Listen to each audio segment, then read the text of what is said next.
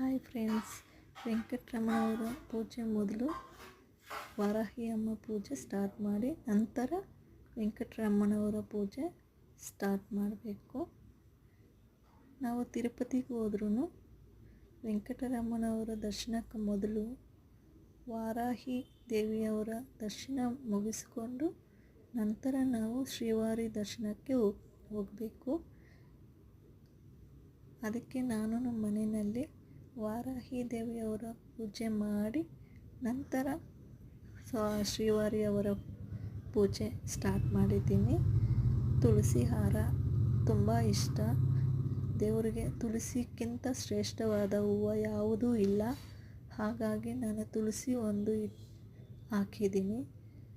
ಮತ್ತು ಶ್ರೀವಾರಿ ಅವರಿಗೆ ಅಕ್ಕಿ ಹಿಟ್ಟಲ್ಲಿ ನಾವು ದೀಪ ಮಾಡಿ ಹಚ್ಚಿದರೆ ತುಂಬ ಶ್ರೇಷ್ಠ.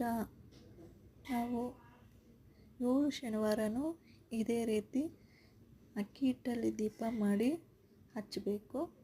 ನೈವೇದ್ಯಕ್ಕೆ ಪೊಂಗಲ್, ಪಾನಕ ಮತ್ತು ಹೆಸರುಬೇಳೆ 3 ಇಟ್ಟು ನಾವು ದೇವರ ಹತ್ರ ಹರಕೆ ನೀವೆಷ್ಟು ಆದರೂ ನಿಮ್ಮ ಮನಸ್ಸಿಗೆ ಎಷ್ಟು ಅನಿಸುತ್ತೋ ಅಷ್ಟು ಹರಕೆನಲ್ಲಿ ಅರಿಶಿನ, ಕುಂಕುಮ, ಅಕ್ಷತೆ, ತುಳಸಿ 11 ರೂಪಾಯಿ ಇಟ್ಟು ಹರಕೆ ಕಟ್ಕೊಂಡು ನಾವು ತಿರುಪತಿಗೆ ಹೋದಾಗ ಹುಂಡಿನಲ್ಲಿ ಹಾಕ್ಬೋದು. ಇಲ್ಲ ನಮ್ಮ ಮನೆ ಪಕ್ಕ ವೆಂಕಟರಮಣ ದೇವಸ್ಥಾನಕ್ಕೆ ಹೋಗಿ ಅಲ್ಲೂ ಸಲ್ಲಿಸ್ಬೋದು ಅವ್ರದ್ದು ಕಾಣಿಕೆನ.